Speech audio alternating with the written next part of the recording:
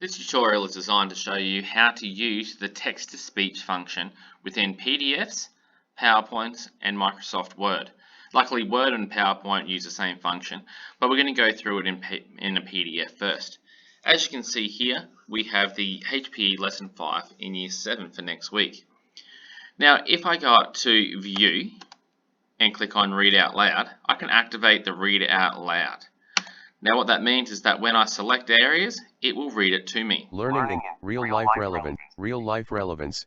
In our everyday lives, we are exposed to many different situations. How we manage our emotions can play a factor in the overall outcome of the situation. Now, as you can see, this can be a very useful function when you are working through the materials that are available. All you'll need is a pair of headphones in order to access all of this. As you can see here, this is one of the PowerPoints for next week's learning. This is in HPE in week 3 for Year 7. Now, the materials here the students can read individually, but the other option is that they can use the text-to-speech function in order to read it for them. So if they click up the top here, next to the Save As button, you'll see this drop-down menu up here. This is the Customize Quick Access toolbar. Once you've selected the option at the top of the page for that drop-down tab, you'll see the option down the bottom that says More Commands. Make sure you click on that. When you click on this, the Customize Quick Access toolbar will appear. You want to go to the section where it says Popular Commands. Select the drop-down tab and then start sliding down to where it says Speak. Click on the Speak button and then click on Add to move it to the other side. Once this has been done, then click on the OK button and it will become available for you in your normal screen. As you can see now at the top of the screen with the Save button, Undo, Redo, View Slideshow, you've also got this one here with the speech bubble with the play symbol. If you select text and press that button, it will read it to you. Pain is a common experience.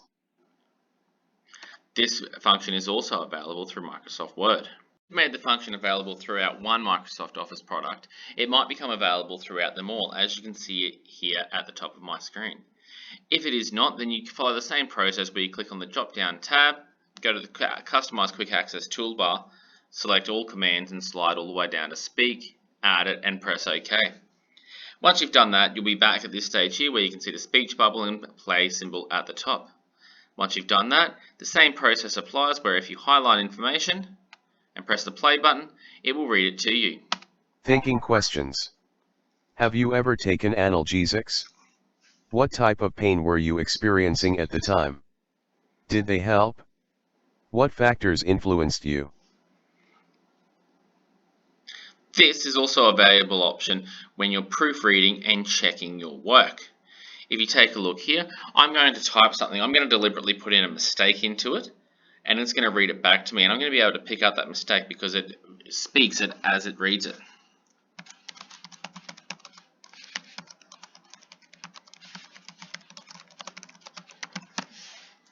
I will highlight and I will press play. Mr. James often makes mistakes in his work. Now that I know that that error is there, I can go about fixing it. This is a very useful tool for students to, 1, access their learning, and 2, being able to proofread and edit their work. I hope you found this video useful and that it helps you access your learning whilst you're learning at home.